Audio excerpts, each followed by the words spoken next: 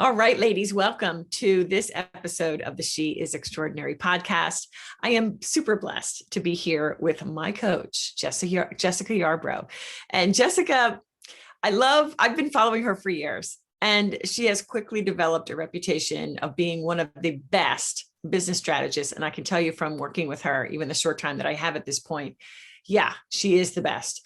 And she's just the best at strategy and marketing and sales for entrepreneurs who want to sell high value products and services. And I can tell you, she is a genius at showing entrepreneurs like me how to build an expert platform, rapidly raise our value, build credibility online, and attract high paying clients. So welcome, Jessica. Yay. Thank you so much for having me, Judy. I'm a big fan and been following your show for a while.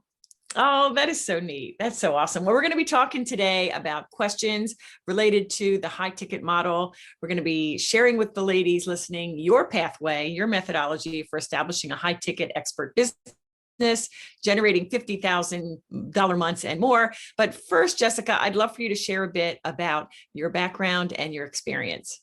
Yeah. So my background was in business and marketing. I got started really young, managing companies. I ended up building a startup company here in San Diego in my early 20s. And I was on the fast track to burnout. I literally was just pulling really intensive hours, making good money. I loved what I did, but wasn't really taking good care of myself. And so I kind of had this, I want to say, almost like a health crisis, like a moment in time / come to Jesus spiritual awakening type moment where I was like, this is awesome. I love what I've done. And I'm feeling called for something more. And there was a part of me that had that I had yet to explore and to heal and to love and to accept and to dive deeper into. So I actually walked away from the company that I built. I didn't discuss it with anyone. And I bought a one-way ticket to Southeast Asia. And I spent about 4 years traveling the world, really deepening my relationship with God, coming to understand who I am and what I really wanted for my life. I came back to the United States. And I ended up pregnant with my daughter, which was another wake-up moment.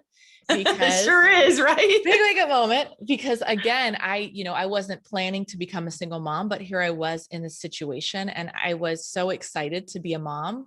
I was very, very blessed and joyful at the news of that, but also like, oh crap, I need to go make money and provide for her again, because I had really lived a life that was very, nomadic for the last couple of years. And so rather than go back and get a traditional job, I rolled up my sleeves and I raised my child on my own and I built my business from the ground up, which was the hardest thing that I've ever done. Wow. And I always tell women, if I can do it as the sole provider and zero experience with children. I was not someone raised, with little brothers and sisters or anything. If I can do it with what my minimal resources that I had at the time and the amount of pressure on me, then you absolutely can do it too. Mm-hmm, mm-hmm. Can I, before I jump into your pathway? Yeah. I would love for you to go back in time, because I have no doubt that someone out there listening is in that low point and they really, really feel called to serve their ideal clients, in business, but they're just wondering, can I really do this? Like, can you just share how you felt or how you kept going when I'm sure you faced mountains, to overcome. Yes. Yeah. The first few years in business were the hardest. I remember, and this is a moment that sticks out in time for me because my daughter was really young. I would say a few weeks old. It was that time where they're just very, very needy and you don't know what they want or anything. And I remember her crying, and I'm sure any mother can relate to this. There comes a moment where you just have to kind of put them in the crib and like step outside for a moment. It's like, I need a break. And I had just started, consulting, doing some done for you marketing again, kind of getting my feet back into the business world, because I stepped out of it for 4 years. And I remember I stepped outside. It was a sunny day. I looked up to the sky. I was crying because I was so overwhelmed. And I just said, God, if this is what I'm meant to do, if I am meant to build my consulting business and go on this path again, then I need you to give me a sign. I remember like literally begging, like, please give me a sign, please help me out. Mm-hmm. And several weeks later, I landed my biggest consulting client that carried us through financial stability for the next 6 months. I mean, it was like a huge contract, and it led to another one and another one and another one, because I got a bunch of referrals for it. And to me, just knowing in that moment, first of all, there was a surrender. There was like, I don't know what else to do. And then there was a surrendering and true asking, like, for a sign, because I do believe we are in communication, right? So I think that surrendering, that being vulnerable, being open, being willing to receive, and then trusting that, that I am divinely guided and I'm on the right path. And so I've always come back to faith, which I know you talk a lot about, and having that really unwavering faith in my abilities, and trusting that, life is going to throw you some curveballs. We know that it's not always going to be easy, but that I'm going to come out the other side, and that it is all part of the divine unfolding of my life. And that is what got me through the first 2 years of my building my business and raising my child. Yeah. Wow. I just can't even imagine. I was a single mom, but my kids were much older. I cannot imagine having that pressure of being the sole provider and this new little baby. Because I remember when I was a first time mom, I cried. I'm like, oh my God, I don't know what to do. Yeah. Oh my gosh, that is so cool. All right. So let's talk about your specific methodology. You're all about high ticket, own your value. So what is your pathway? Yeah, well, I will say that part of my journey, led me to this pathway, because like many entrepreneurs, we are pulled in a million different directions, call it shiny object syndrome, bombarded by advertisements saying, this is the way. So I went down the rabbit hole of, creating lots of courses and memberships and doing all these things that just left me exhausted. And really what I wanted to do was find a way to transform people's lives and make the biggest impact possible. And I also wanted to be able to live a balanced life where I could provide a good, healthy financial, abundance kind of for my family, but that also I would have time, because I saw so many people who are making, lots of money, and they literally ended up in divorce or rehab, or, you know what I mean? Like having a health crisis. And I'm like, that's not what I want to do. So this high ticket model was really born out of really that alignment and congruence with how I wanted to serve, and how I wanted to design my life. And, there's really 5 steps that I've identified to take you to 7 figures. And one is around offer. You have to know who you're serving, what you're selling, how you're going to provide that solution. What is your transformational pathway or method, and your why behind it. And all that allows you to make the impact that you desire. We then need to have marketing. You need to be able to position yourself as an expert, credible expert online, especially if you want to sell high ticket.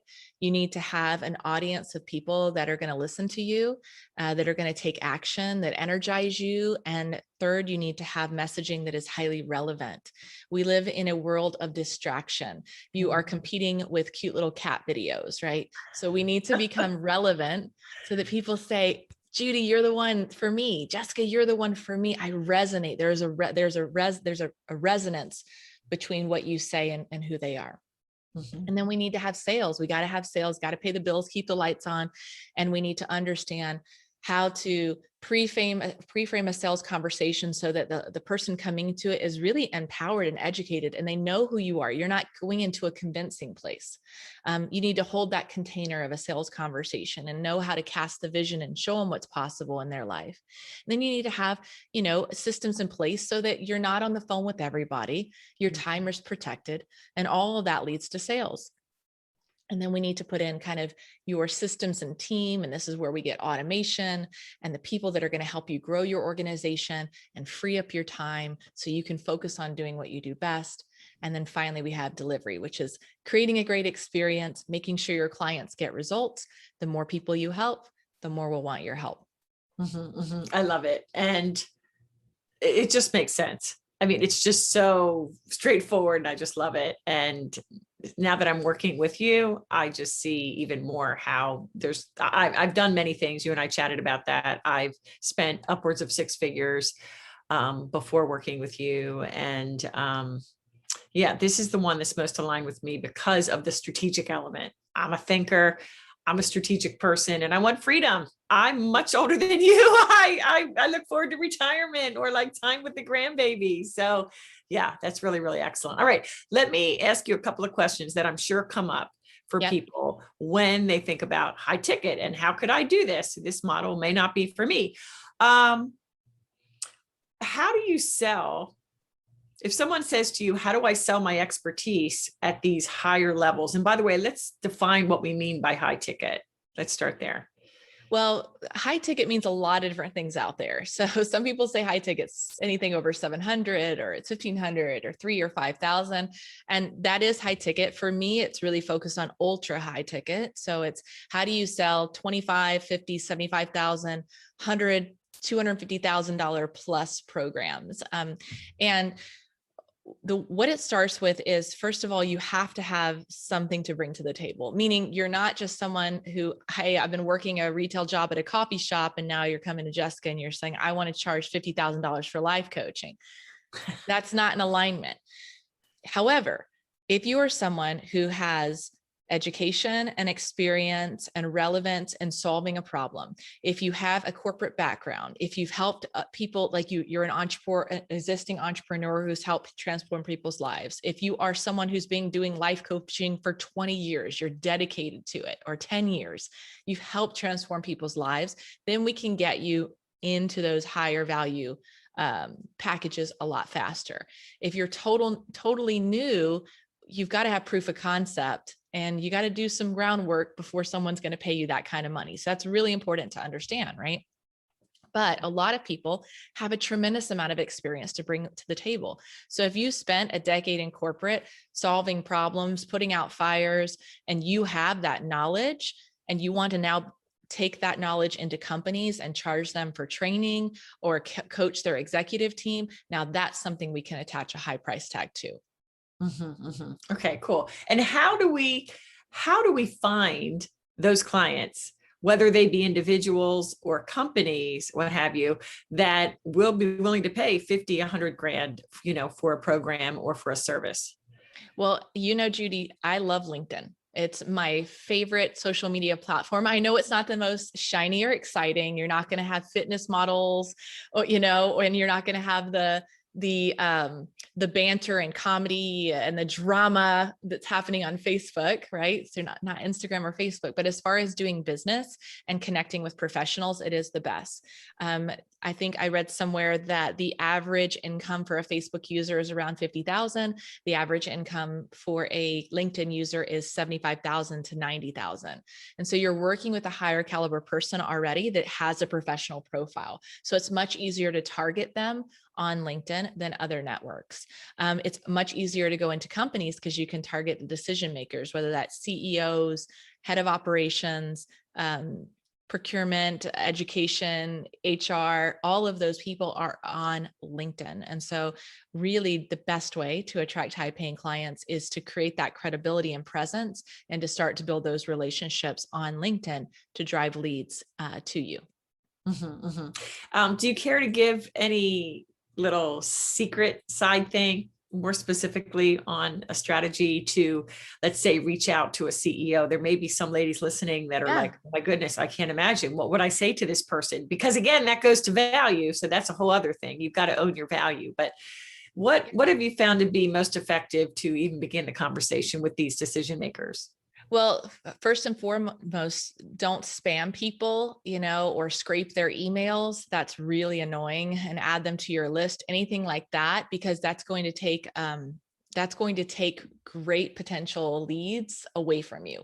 And so absolutely, you do want to connect, you do want to create a relationship, you do want to add value. So I always like to lead with some kind of value. That's how I do with all my LinkedIn connections. I never kind of get in there and say, hey, you're just in time for my webinar. slide into the inbox. I'm also not pushing a call right away. I'm really there to add value. And then there's an opportunity as the relationship progresses to allow them to come into a call. But you'd be surprised that first of all, just be lazy and connect to people. That's number one. Now, at least they're connected to you. And then add value. And sometimes just adding value, even without another follow-up message, and people will book a call. They're like, wow, that's really cool that you shared that with me. Mm-hmm. I'd like to talk to you. And they'll just appear on your calendar. So you don't have to have the full shebang, the sophisticated strategy to get started, but personalized outreach messages, adding value, and not doing kind of any spammy internet marketing kind of stuff is going to go a lot further, faster on LinkedIn. Mm-hmm, mm-hmm. I know. And isn't it funny how simple, but how effective? Because anymore, I can't even tell you the percentage of new connections, and they're right away pushing in my messages. I'm like, are you kidding? Anymore, I just disconnect if that's what they do from the get-go. It's ridiculous. But so that's cool. Oh yeah. I was going to say one thing. Unfortunately, a lot of people hire the lead gen companies, okay, on LinkedIn. And those lead gen companies are the ones writing those messages, and they're pushing it. And so just be aware of that. If you do hire those companies, it's fine if you're going to use those kinds of companies to help automate or delegate that part of your process. But just be aware of that they can write some pretty spammy messages. And so you need to take control of your messaging around that. Yeah, amen. Give them the script. This is what you need to say. Yeah, exactly. Judy, you got it. And I know you're very relationship based. So I know this is, I'm preaching to the choir here. Yeah. But it's good to emphasize, because sometimes women, we tend to overthink it. Oh, I need, Judy, tell me the magic words. There are none. Just be you and care. And so that kind of thing. All right. How about how to scale to the multi six figures, to $250,000 and beyond. I love how, by the way, months ago, I saw you do something about stop automating until you're ready. Like stop worrying about the systems until you have something going. So I'd love you to speak to that. Yeah, absolutely. So many people come to me from programs where they've been sold on, webinars, Facebook ads, landing pages, one funnel away, all these different things, which are great tools. It's great to have all these shiny tools and these softwares and all of that. Most people just aren't ready for them, not from an expense or a time or anything. And so, yes, we want to use those tools to scale, but really what we want to focus on is on relationships. And I think I wrote a post. It's like, you don't need all these things. You don't need the PR. You don't need a TED Talk. You don't even need a website. What you need to do is care and be able to really want to help someone. You need to be able to solve a problem. You need to be able to get on the phone with those people, and you need to be able to tell them you have the solution. And that's all you need. And that's why all these other things we don't want to focus on until later. So we want to get you confident in selling. And then when we've got something proven, the way that we scale is we do need to automate your time, and we need to automate some of these tasks and reclaim your time. And we need to take you out of the center of the business. So when you are usually under $250,000, you typically are wearing all of the hats. You are the salesperson, the marketer, the copywriter, the coach, the social media marketer, everything, like the funnel builder, like literally you have to wear all of the hats, but that's not sustainable. So when you start to earn a bit more, then you can get your first strategic hire, your VA. And then as your program grows more, maybe you need a program coordinator. As your program goes more, maybe you're done writing copy and it's time to hire a copywriter. But we want to add these people when it makes sense, when you have the cash flow, when you have the systems in place to support it, when you're rock solid on your processes and you can kind of hand that off, you have, your SOPs created, and that's how you can really remove yourself as the bottleneck and scale, to multiple 6 and even 7 figures. And that is one of the hardest things, by the way. What is that? Wait, which aspect of that was the hardest thing? The people and processes. Building that out takes so much thought, because most of us are not documenting step by step the way that we do things. Most of the time we just do it. We get it done. Yep. And so having that process documented and having the right people in place. I had a call with a gentleman earlier, and he was like, God, I don't want to deal with hiring people. And I said, I'm sorry, I hate to tell you, it doesn't matter what size business you have. the people aspect is the hardest part, finding and great people and keeping them as people that are aligned with your vision. And even my friends who have 8-figure companies, they will say that the hardest thing is the people. And so it's just something that every entrepreneur has to deal with. And the more that you can embrace who you are and become a better leader and incentivize and, make sure you're treating people right, the better you're going to attract the right people in to support you and be part of your team. Right. Quick to fire, quick to let go, but slow to hire. It's so funny. Today on my weekly mastermind and group coaching session, one of my clients said that. She's like, I don't know. I kind of feel like I need to outsource something. How do I know when I'm ready? Because, I'm sure you can guess what she said. I'm a control freak. I'm a perfectionist. I don't want to let it go. And so we chatted through that. And I know, oh my goodness, I am the biggest control freak that you're ever going to see. And I'm a recovering perfectionist. So, I call myself the same. See, we're all like-minded in that. We women, I love it. All right. So this has been awesome. Last question. This is called the She Is Extraordinary podcast. So I would love for you, Jessica, to share the name and tell us about an extraordinary woman in your life and what makes her extraordinary. That would definitely be my mom. Her name is Sherry Yarbrough. She's retired now, but she was a total badass. She was the head of National Association of Women in Construction. She was the head of education for a nonprofit here in San Diego. She was just a pioneer for women and minorities in a male-dominated industry back in a time where, women didn't even, women were still harassed in the workplace, and she really paved the way for so many people and transformed that industry. And it's mind blowing because I dabbled in it and I was like, this isn't for me. I was like, I'm not going into that world, but it was so amazing to watch her just make it in that world and to rise up to ranks and be such a role model for me of a woman who could achieve career success and, raise a family and be a source of inspiration to know that, I can do the same. That's awesome. And, I interviewed someone else earlier and guess what she said? Her mom. And I think more than anything, that's the extraordinary women that are being identified because moms are so amazing. And it's kind of pressure for us as moms when I had a strong mother too. So we look and we go, oh gosh, what kind of mother am I going to be? But it's great to have wonderful mother role models because it really helps us to pave the way to know how to sacrifice and know how to stand in our, in that responsibility with boldness and courage, because it takes that, right? It totally takes that. And to show that to our kids, right? Yes. To show them, talk about possibilities. I'm all about pursue the impossible, showing your children, whether they be boys or girls, that if you want it, go get it. That's right. Yeah. I love that. All right. So how can the ladies listening find you? Where can they find you and find out more? You can find me on LinkedIn. Just let me know you heard me on this show. And then you can also find me at jessicayarbrough.com. Awesome. Well, Jessica, thank you so much. What an amazingly packed message here that we have for the ladies. High ticket, ladies. Stop playing with charging by the hour. Stop thinking small.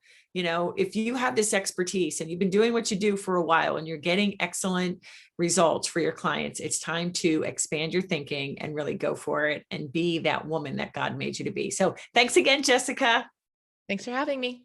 All right. Ladies, if you've enjoyed this episode, please take a moment and leave a rating and a review. It means so much.